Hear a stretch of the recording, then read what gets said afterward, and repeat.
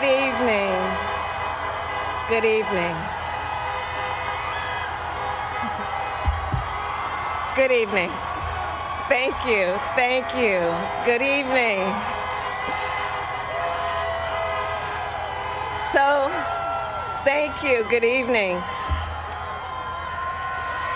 So, Congressman John Lewis, before his passing, wrote, "Democracy is not a state, it is an act." And what he meant was that America's democracy is not guaranteed. It is only as strong as our willingness to fight for it.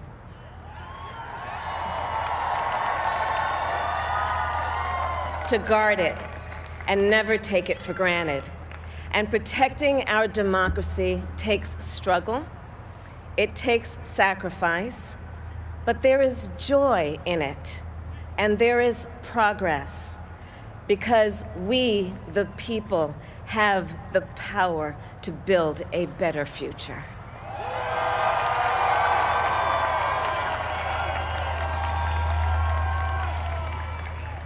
And when our very democracy was on the ballot in this election, with the very soul of America at stake, and the world watching, you ushered in a new day for America.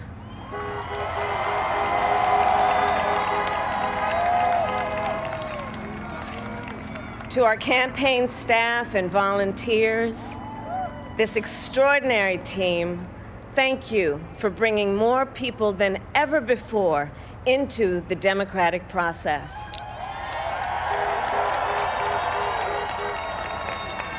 And for making this victory possible. To the poll workers and election officials across our country who have worked tirelessly to make sure every vote is counted, our nation owes you a debt of gratitude.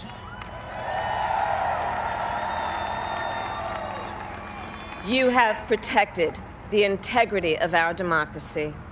And to the American people who make up our beautiful country, thank you for turning out in record numbers to make your voices heard.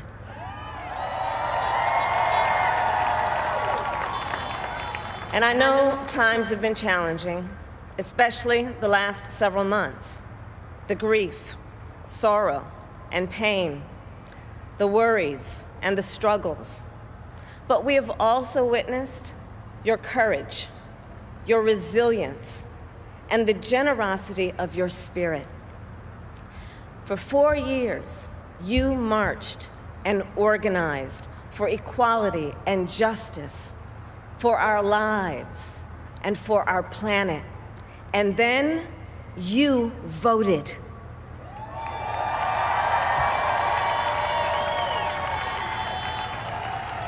And you delivered a clear message. You chose hope and unity, decency, science, and yes, truth.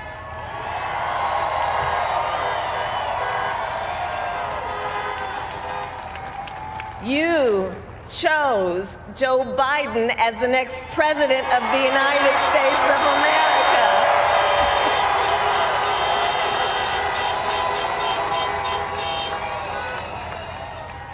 And Joe is a healer, a uniter, a tested and steady hand, a person whose own experience of loss gives him a sense of purpose that will help us as a nation reclaim our own sense of purpose. And a man with a big heart who loves with abandon. It's his love for Jill, who will be an incredible First Lady.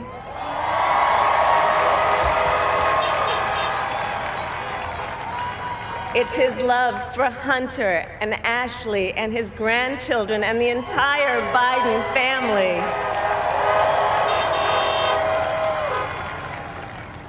And while I first knew Joe as vice president, I really got to know him as the father who loved Beau, my dear friend who we remember here today.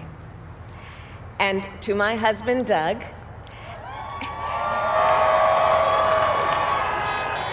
and our children, Cole and Ella, and my sister, Maya, and our whole family. I love y'all more than I can ever express.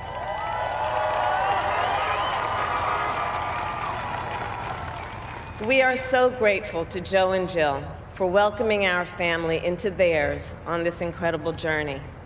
And to the woman most responsible for my presence here today, my mother, Kamala Harris, who is always in our hearts. When she came here from India at the age of 19, she maybe didn't quite imagine this moment, but she believed so deeply in an America where a moment like this is possible. And so I am thinking about her and about the generations of women, Black women,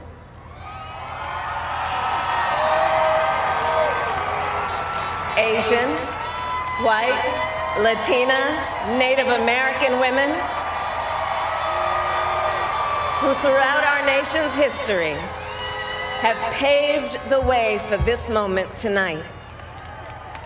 Women who fought and sacrificed so much for equality and liberty and justice for all, including the Black women who are often, too often, overlooked, but so often prove they are the backbone of our democracy.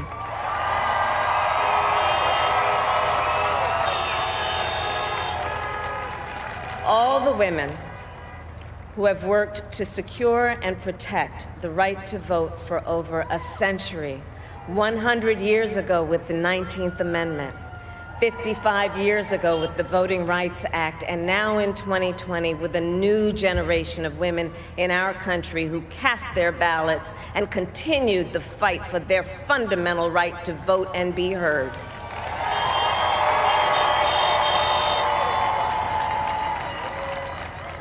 Tonight I reflect on their struggle, their determination, and the strength of their vision to see what can be unburdened by what has been. And I stand on their shoulders. And what a testament it is to Joe's character that he had the audacity to break one of the most substantial barriers that exists in our country and select a woman as his vice president.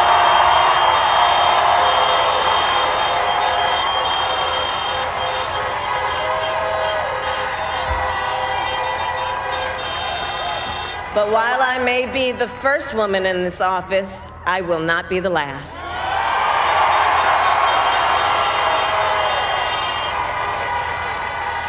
Because every little girl watching tonight sees that this is a country of possibilities. And to the children of our country, regardless of your gender, our country has sent you a clear message. Dream with ambition, lead with conviction, and see yourselves in a way that others may not, simply because they've never seen it before. But know that we will applaud you every step of the way.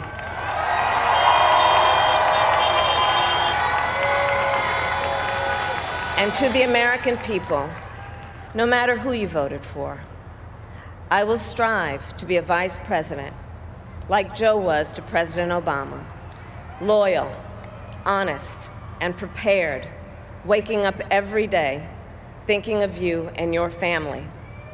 Because now is when the real work begins, the hard work, the necessary work, the good work, the essential work to save lives and beat this epidemic, to rebuild our economy so it works for working people, to root out systemic racism in our justice system and society, to combat the climate crisis, to unite our country and heal the soul of our nation.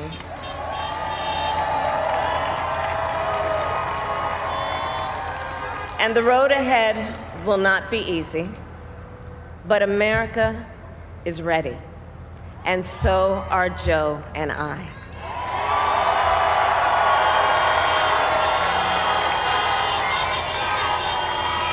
We have elected a president who represents the best in us, a leader the world will respect and our children will look up to, a commander-in-chief who will respect our troops and keep our country safe, and a president for all Americans.